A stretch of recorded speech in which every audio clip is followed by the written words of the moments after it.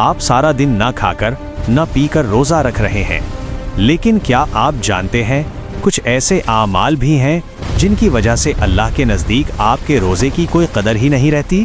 ذرا تصور کیجئے، سارا دن بھوک اور پیاس برداشت کی، لیکن دن کے آخر میں اگر آپ کے نامہ اعمال میں لکھا ہو بھوک اور پیاس کے سوا کچھ بھی حاصل نہ ہوا۔ ڈر لگ رہا ہے تو آج کی ویڈیو آخر تک دیکھیے۔ اب ہم جانیں گے ایسے 5 کام جو ایک روزہ دار کو نہیں کرنے چاہیے۔ 1. روزہ دار جھوٹ نہیں بولے گا اور غیبت نہیں کرے گا۔ بہت سے لوگ سمجھتے ہیں میں نے تو کچھ کھایا نہیں، روزہ تو ٹھیک ہی ہے، لیکن اگر زبان سے نکلے جھوٹ، غیبت، بہتان تو کیا روزہ ہوگا؟ رسول اللہ صلی اللہ علیہ وسلم نے فرمایا، جو شخص جھوٹی بات اور جھوٹے عمل کو ترک نہیں کرتا، اللہ کو اس کے بھوکا رہنے کی کوئی ضرورت نہیں۔ یعنی روزہ صرف پیٹ کا نہیں، روزہ زبان کا بھی ہے۔ اگر آپ سارا دن روزہ رکھ کر کسی کی عزت خراب کرتے ہیں تو آپ اپنے روزے کو ہی کمزور کر رہے ہیں۔ ذرا سوچیں، کیا ہم رمضان میں سوشل میڈیا پر کسی کی بدنامی کر رہے ہیں، کسی کے کردار پر ہنسی مذاق کر رہے ہیں؟ تو ہوشیار ہو جائیں۔ 2. روزہ دار نماز میں غفلت نہیں کرے گا۔ رمضان قرآن کا مہینہ ہے، عبادت کا مہینہ، لیکن اگر کوئی روزہ رکھے اور 5 وقت کی نماز ہی درست طریقے سے نہ پڑھے تو کیا وہ رمضان کا اصل مقصد پورا کر رہا ہے؟ روزہ ہمیں تقویض سکھانے کے لیے ہے، اور تقویض کی پہلی نشانی اللہ کے حکم کو ماننا ہے۔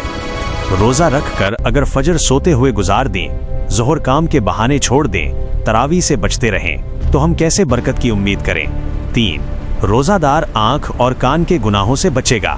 رمضان میں شیطان قید ہوتا ہے، لیکن نفس تو آزاد ہی رہتا ہے۔ بہت سے لوگ روزہ رکھ کر فحش مواد دیکھتے ہیں، گانے باجے میں ڈوبے رہتے ہیں، حرام مناظر سے آنکھ نہیں ہٹاتے۔ یاد رکھیں، آنکھ کا بھی روزہ ہے، کان کا بھی روزہ ہے۔ اگر آنکھ کو حرام سے نہ بچائیں تو روزے کا نور کم ہو جاتا ہے۔ 4. روزہ دار وقت ضائع نہیں کرے گا۔ رمضان سال میں ایک بار آتا ہے، یہ آفر پیریڈ کی طرح ہے، یعنی ثواب میں کئی گنا اضافہ۔ لیکن ہم کیا کرتے ہیں؟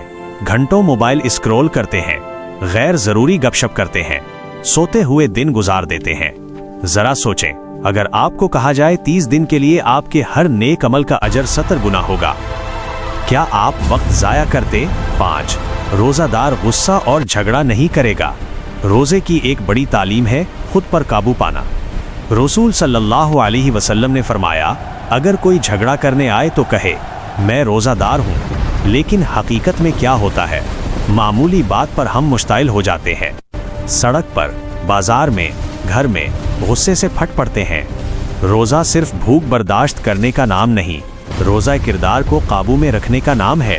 سوچیں، آپ نے ایک خوبصورت گلاس میں صاف پانی رکھا، لیکن اس میں ایک قطرہ گندا پانی گر گیا تو پورا گلاس پانی خراب ہو جائے گا۔